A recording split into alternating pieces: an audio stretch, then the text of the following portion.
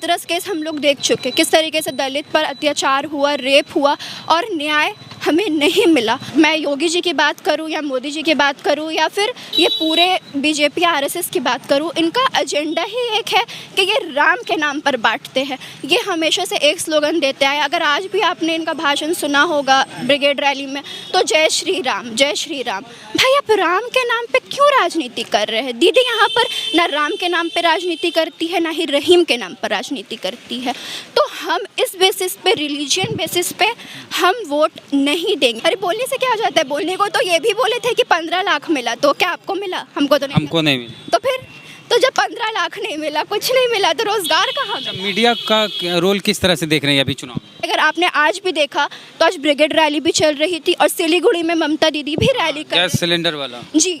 लेकिन ये न्यूज़ मुझे वाहिद एक एनडीटीवी पर दिखा, जो भी सिलीगुड़ी के न्यूज़ को म्यूटेड था, और मुझे किसी भी चैनल में सिलीगुड़ी का न्यूज़ नहीं दिखा। तो ये एक एग्जाम्पल है कि बीजेपी क्या संदेश दे रही है वो आप लोगों तक पहुंचा रहे हैं, लेकिन दीदी क्या संदेश दे रही है आपको ये भी लोगों तक पहुंचाना चाहिए था। तो मीडिया को मैं ये कहना चाहूँगी कि बिक कर हम कब तक रहेंगे। सीए एनआरसी का बंगाल चुनाव पे कितना असर पड़ेगा? आपका क्या नाम हुआ? अलवीना आफरीन। क्या लग रहा है यहाँ पर चुनाव का माहौल वेस्ट बंगाल में? देखिए, वेस्ट बंगाल में जो माहौल बना हुआ है, तो बीजेपी ज़ोरदार कोशिश कर रही है कि वो आए यहाँ पर, लेकिन यहाँ के जो लोग हैं, और जैसा कि उसने सीधा निशाना ताना है दीदी के ऊपर, लेकिन दीदी का हमेशा से एक ही स्लोगन रहा है, माँ माटी मानुष। माँ मतलब माँ बहनें, माटी मतलब लैंड ज़मीन, और मानुष मतलब पीपल। और यहाँ ये तीनों चीज़ ही सेफ़ है। माँ बहनें भी सेफ़ है, यहाँ के आवाम भी सेफ़ है, यहाँ की ज़मीन भी सेफ़ है। तो इस बार हम वोट किसी ऐसे को नहीं देना चाहते जिसने हमें कभी लड़ाया हो, जिसने दलित पे अत्याचार किया हो, जिसने दंगे करवाए हो। एक जीता जाता एग्जाम्पल है यूपी। हाथरस केस हम लोग देख चुके, किस तरीके से दलित पर अत्याचार हुआ, रेप हुआ और न्याय हमें नहीं मिला। तो यहाँ पर बंगाल में माँ माटी मानुष सभी सेफ है। हम नहीं चाहते कि बंगाल एक यूपी बने। यूपी जो एक बीजेपी एजेंडा की जो एक जीती जागती तस्वीर है हमारे सामने। मैं जनता से ये अपील भी करूँगी कि वो यूपी को देखकर, वहाँ के हालात को देखकर एक बार वोट करे कि किस तरीके से बीजेपी इस देश को चला रही है। आप लोग जानते ही होंगे कि 2014 में इंडिया 5th ग्रोएस्ट इकोनॉमी में थी और आज 164 नंबर पे है आउट ऑफ 193। मैं बिल्कुल और बिल्कुल एक्यूरेट बात कर रही हूँ, आप चाहे तो जाकर देख सकते हैं। तो ये हम खुद देख रहे हैं कि 5 साल में ये इकोनॉमी कितना डिग्रेड होते हुए आया है। तो इस डिग्रेडेशन के बेसिस पे तो हम वोट उन्हें नहीं देंगे। बंगाल में वो ज़ोरदार कोशिश कर रही है ये बोल कर के नहीं हम बंगाल को सोनार बंगला बनाएंगे, तो हमें ऐसे सोनार बंगला नहीं चाहिए। अच्छा, योगी जी यहाँ आ रहे हैं, आप तो यूपी की चर्चा कर रही हैं, तो योगी जी भी यहाँ आ रहे हैं और वो तो कहेंगे कि हम यूपी बना देंगे बंगाल को। जी नहीं, हमें ऐसा यूपी तो बिल्कुल नहीं चाहिए, क्योंकि यूपी का क्या केस रहा है ये हम लोगों ने देख चुके हैं। लॉकडाउन के भी टाइम पे योगी जी, मैं योगी जी की बात करूं या मोदी जी की बात करूं या फिर ये पूरे बीजेपी आरएसएस की बात करूं, इनका एजेंडा ही एक है कि ये राम के नाम पर बांटते हैं। ये हमेशा से एक स्लोगन देते आए। अगर आज भी आपने इनका भाषण सुना होगा ब्रिगेड रैली में, तो जय श्री राम, जय श्री राम। भाई आप राम के नाम पर क्यों राजनीति कर रहे हैं? दीदी यहाँ पर ना राम के नाम पे राजनीति करती है, ना ही रहीम के नाम पर राजनीति करती है।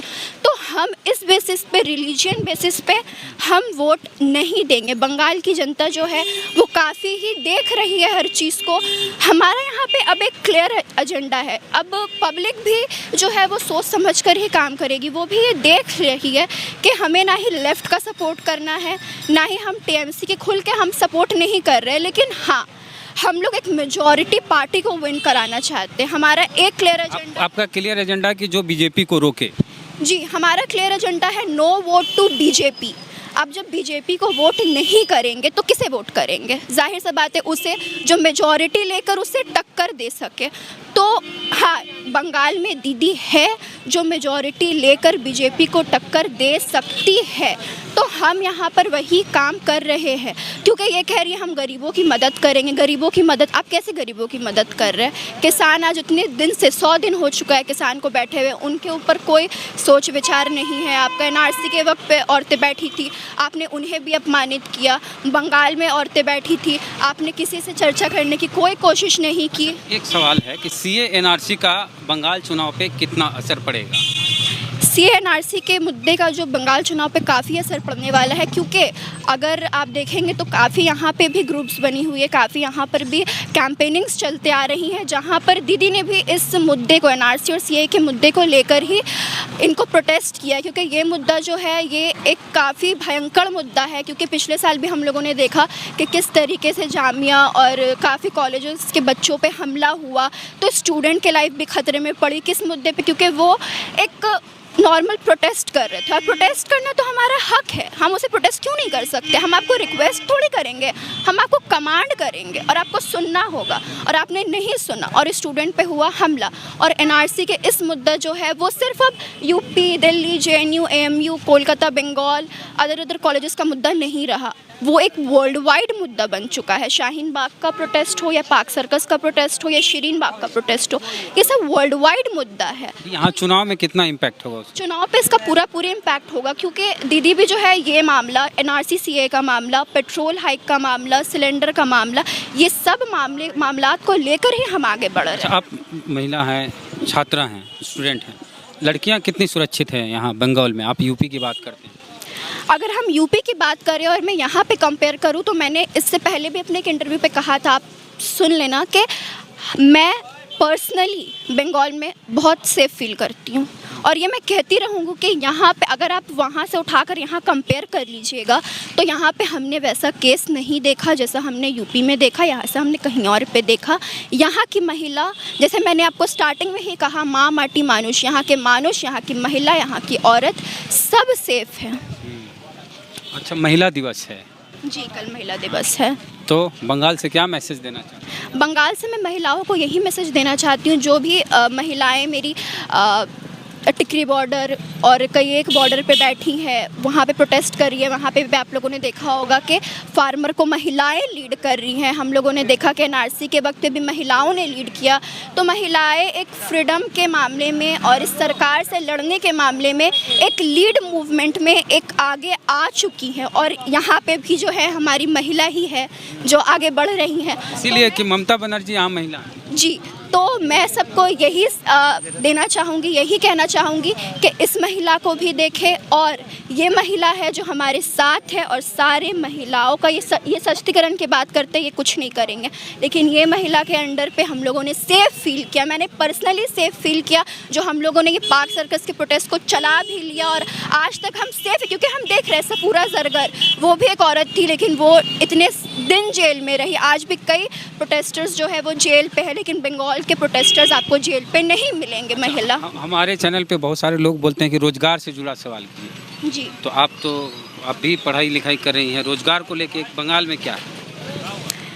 बंगाल में रोज़गार है, कुछ ग्रामीण इलाके हैं जहाँ पे रोज़गार, ये कहते हैं कि रोज़गार वहाँ तक पहुँचा ही नहीं है, हम वहाँ तक रोज़गार पहुँचाएंगे। जी, आपको पहुँचाने की कोई ज़रूरत नहीं है, वहाँ पे रोज़गार ऑलरेडी है ममता गवर्नमेंट के अंडर में, और इस गवर्नमेंट जो चलती सरकार है, इनके गवर्नमेंट के अंडर पे कुछ ऐसी स्कीम्स है, पॉलिसीज़ है।